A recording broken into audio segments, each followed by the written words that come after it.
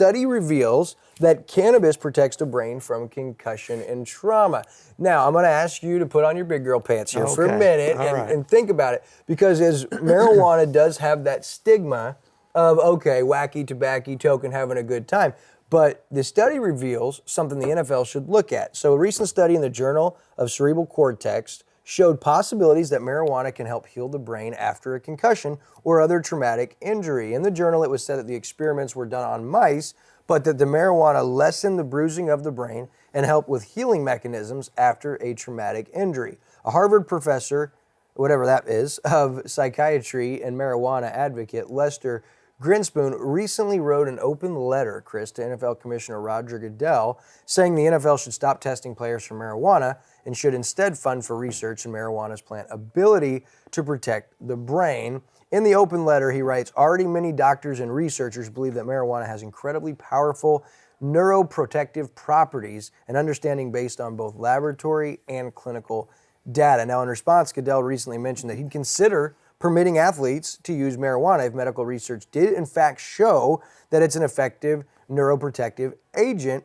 And so these 20 medical benefits of marijuana are among the countless benefits this plant has. And the list goes on to say numerous, not just from helping your brain heal, but it kind of helps protect the brain. What a lot of people don't realize is these football players, all of these collisions, your brain sits in liquid, right? And then your skull protects it. It just kind of is loose, splashing around in there. And so anytime you have a collision, especially a violent collision, the impact and the effect on your brain can be great. And so this is saying that marijuana can help protect and even speed up the process. And when you look at all the concussions around the NFL this year, I just thought that was interesting, and I really found it interesting that Goodell was open-minded and said if science and medicine shows this, he would be open-minded. Well, it looks like a lot of medical doctors are on board and say, hey, the science and research is there. So do you think the NFL would move towards allowing players to use medicinal marijuana? Absolutely. I think they will.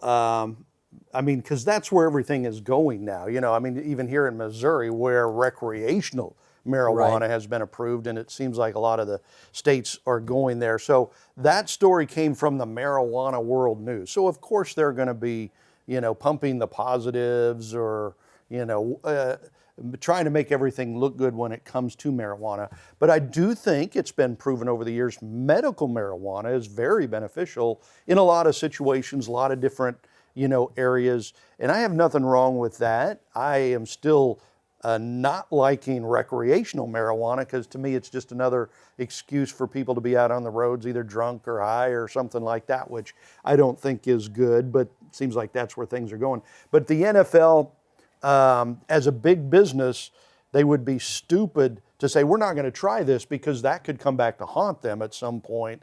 You know, if brain injuries in the NFL continues to be a major problem, they could be sued that they didn't do everything they could to try to help that. So I definitely think the NFL will keep going along those lines and be open to that. I think the NFL's already feeling it. I saw, I think Andrew was the one that saw a figure somewhere that currently the NFL owes from litigation and different medical reasons from players and injuries, owes some kind of massive sum, over $1 billion, that is yet to be paid out.